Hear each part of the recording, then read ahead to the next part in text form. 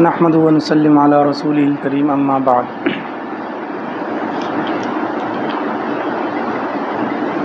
جیسا کہ آپ حضرات جانتے ہیں کہ ہم عقائد کی تعلیم بروز جمعہ بعد نماز مغرب کے دی جاتی ہے، اور عقائد کی جو اصلاح ہے یہ بہت زیادہ ضروری ہے، کیونکہ مختلف اوقات میں ایسے مراحل انسان پر آتے ہیں کہ انسان جو ہے عقائد سے پھسلنے لگ جاتا ہے۔ کبھی کوئی انسان آ کے اس کو پھسلاتے ہیں، کبھی شیاطین آ کے اس کو پھسلاتے ہیں۔ عقائد سے پھسلنا یہ بہت زیادہ خطرناک ہے۔ اعمال سے پھسل جائے تو وہ انسان کو پتہ چل جاتا ہے کہ نماز میں میرے اندر کمی ہے، روزے میں کمی ہے، لیکن عقائد کا اکثر پتہ نہیں چلتا کہ آیا میرے عقائد بھی درست ہیں یا نہیں۔ اس لیے عقائد جو ہے وہ سیکھنے آسان ہیں۔ عقائد جو ہے آپ سنتے ہیں، بس یہ آپ نے عقیدہ رکھنا ہے، اس کو سوچنا نہیں ہے زیادہ، کہ آپ گھر میں جا کے ان کو سوچنا شروع کر دیں، ان کو رٹا لگانا شروع کر دیں۔ بس آپ کے ذہن میں یہ ہونا چاہیے، جو بات آپ کو بتائی جائے بس اس کو ذہن میں رکھ لیں کہ یہ اس طرح ہمارا عقیدہ ہے۔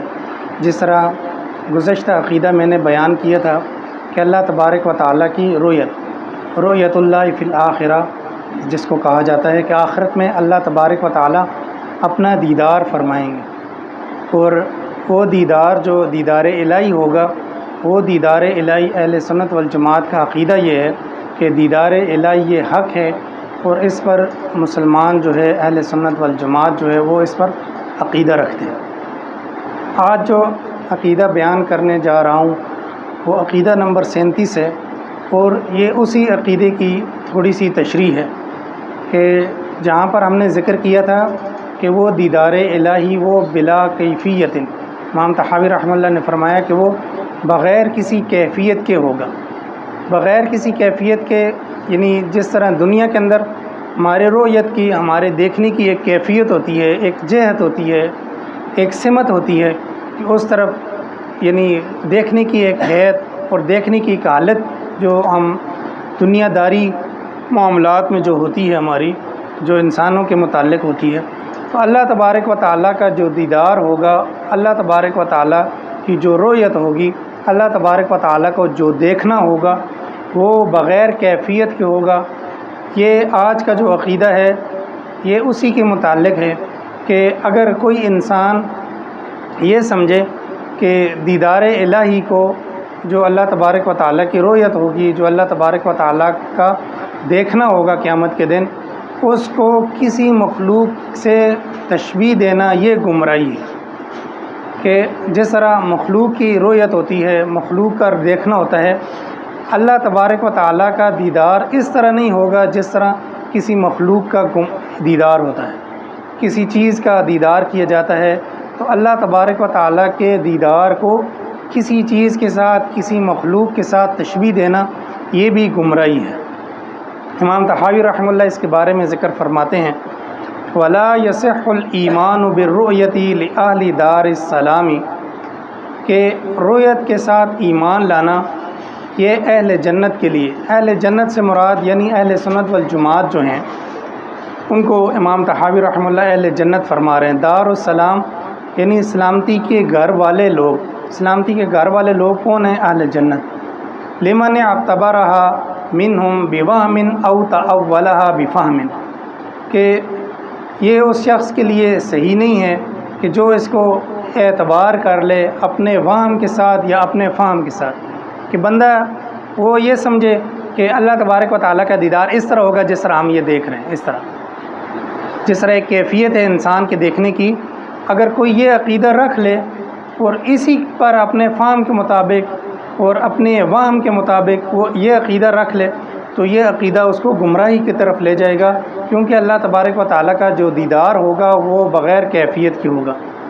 اس کا نہ تعویل الرؤیتی و تعویل کل معنی یضاف الی الربوبیتی، کہ جب اس کے جو دیکھنے کی تعویل ہے، رؤیت کی تعویل یا اس کی جو تعبیر ہے،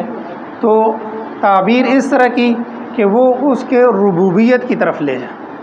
یعنی اللہ تبارک و تعالیٰ کی طرف وہ لے جائے، اور اللہ تبارک و تعالیٰ کے اندر وہ اس طرح کی صفات ماننا شروع کر دے اور اس طرح کی تعویلات کرنا شروع کر دے، یہ جائز نہیں ہے۔ بترک التاویل ولزوم التسلیمی، کہ اب اس کے لیے ضروری ہے کہ وہ تعویل اور تعبیرات کو چھوڑے اور جو تسلیم ہے، تسلیم کو لازم پکڑ لے، یعنی اس اعتقاد کو لازم پکڑ لے، اس عقیدے کو لازم پکڑ لے کہ اللہ تبارک و تعالیٰ نے جب کہہ دیا کہ قیامت کے دن دیدار ہوگا، حدیث مبارکہ میں آ گیا قیامت کے دن دیدار ہوگا، تو اب اس پر ایمان لانا ہے، اب اس کا مزید کوریدنا نہیں ہے کہ اب کس طرح کا دیدار ہوگا، کیا کیفیت ہوگی، کیسا ہوگا، پھر اس کی مثال اس طرح دی جائے، اس طرح اب وہ عقیدہ اس طرح رکھنا یہ ٹھیک نہیں ہوگا۔ بس یہ عقیدہ رکھنا کہ دیدار الہی حق ہے، بس اتنا ہی کافی ہے۔ وعلیہ دین المرسلین وشرائع النبیین والمسلمین، اور اس آدمی پر ضروری ہے کہ وہ انبیاء علیہ الصلاۃ والسلام اور رسولوں کا اور مسلمانوں کو جو عقیدہ ہے وہ اس کے لیے ضروری ہے۔ ومن لم يتوقع نفی والتشبیہ، اور جو آدمی بچتا نہیں ہے نفی سے اور تشبیہ سے، یعنی اللہ تبارک و تعالیٰ کی رؤیت کی نفی کر دیتا ہے کہ یعنی دیدار الہی نہیں ہوگا، یا وہ مخلوق کے ساتھ تشبیہ دے دیتا ہے، اللہ تبارک و تعالیٰ کی کسی صفات کو تشبیہ دیتا ہے، یا اس دیدار الہی کو مخلوق کے ساتھ تشبیہ دے دیتا ہے۔ ولم یوسب التنزیہ، اور وہ تنزیہ یعنی نظافت کو نہیں پہنچتا، وہ پاکیزگی کو نہیں پہنچتا۔ فإن ربنا جل وعلا موصوف بصفات الوحدانیت، تو اللہ تبارک و تعالیٰ کی جو صفات ہیں، فإن ربنا، پس بے شک ہمارا رب جو بلند ہے اور عظمت والا ہے، وہ وحدانیت والی جو صفات ہیں ان کے ساتھ موصوف ہے، یعنی یکتائی والی جو صفات ہیں، اکیلے پن والی جو صفات ہیں اللہ تبارک و تعالیٰ ان کے ساتھ موصوف ہیں، یعنی اللہ تبارک و تعالیٰ اپنی صفات کے اندر جتنی بھی اللہ تبارک و تعالیٰ کی صفات ہیں ان کے اندر اللہ تبارک و تعالیٰ واحد ہیں، یعنی اس کے اندر اللہ تبارک و تعالیٰ کا کوئی شریک نہیں ہے۔ منعوت بنعوت الفردانیہ، اور اللہ تبارک و تعالیٰ کی جو صفات ہیں اللہ تبارک و تعالیٰ موصوف ہے فردانیت کی صفات کے ساتھ، یعنی اللہ تبارک و تعالیٰ کی جو صفات ہیں وہ اللہ تبارک و تعالیٰ اس میں یکتا ہے، اسی میں اکیلا ہے۔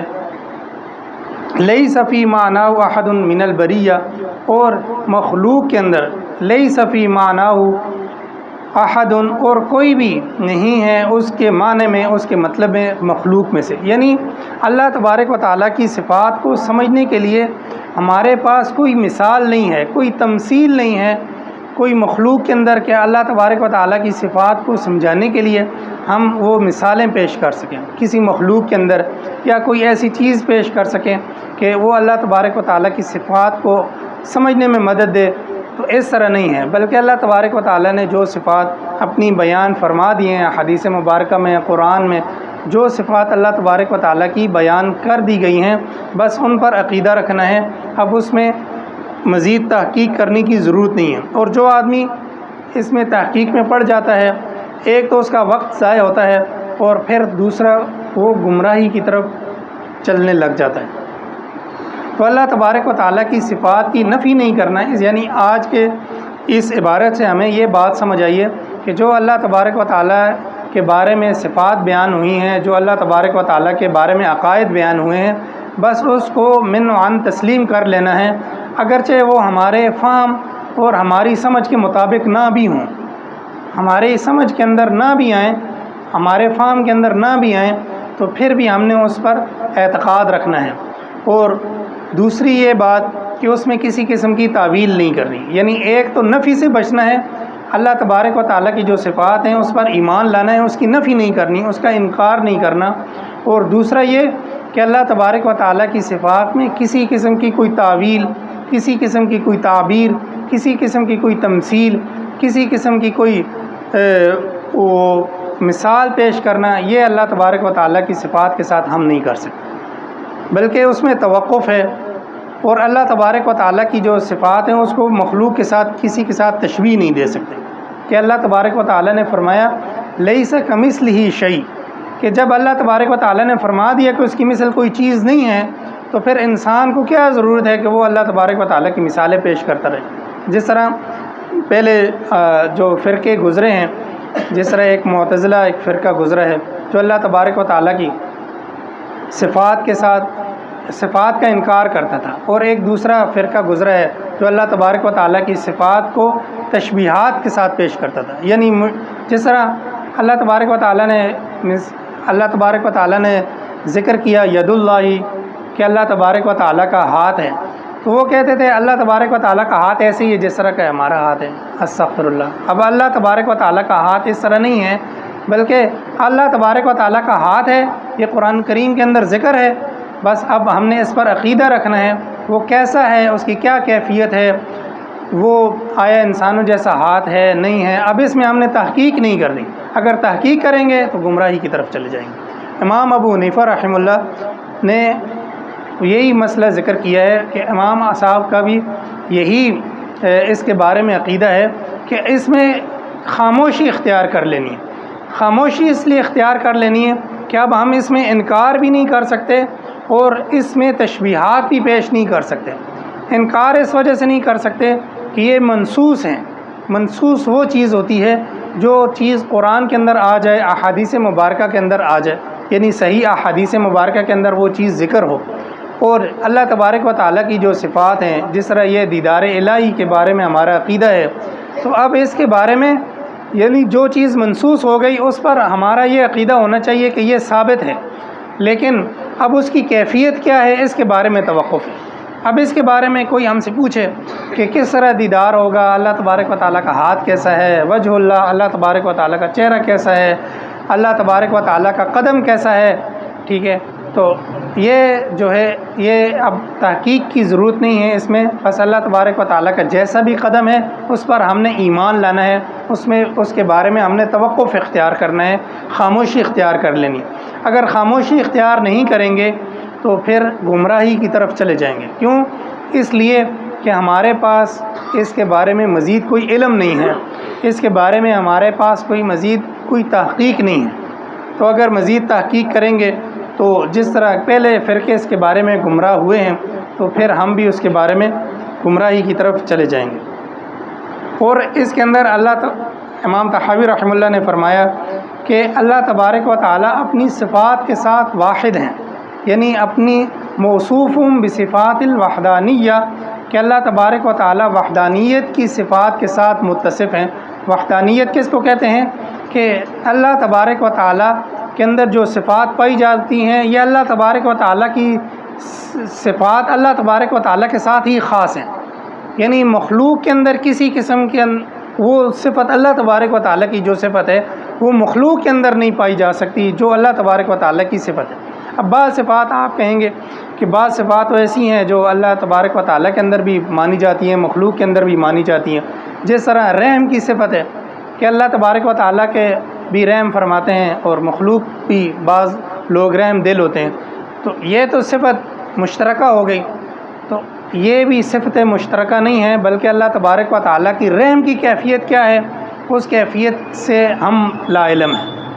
یعنی اس کے بارے میں ہم خاموشی اختیار کریں گے کہ اللہ تبارک و تعالیٰ کا رحم کیا ہے، اللہ تبارک و تعالیٰ کا فضل کیا ہے۔ اب کوئی آدمی ہمیں کوئی سودا سلف لا کے دے دے، کوئی پیسے دے دے، تو یہ رزق وہ دے رہے ہیں ہمیں، تو اللہ تبارک و تعالیٰ بھی رازق ہے، اور یہ انسان کے اندر بھی وہ صفت آ گئی کہ یہ بھی رزق دے رہا ہے، حالانکہ وہ رازق نہیں ہے۔ اگر وہ رازق ہے تو وہ مخلوق کی جو صفت ہے رازق وہ اس کی ہے، وہ ہماری سمجھ میں ہے، وہ ہمیں نظر آ رہی ہے، لیکن اللہ تبارک و تعالیٰ کی جو رازق ہونے کی صفت ہے اس سے ہم بے خبر ہیں، اس کے بارے میں ہمیں علم نہیں ہے کہ اللہ تبارک و تعالیٰ کی جو صفت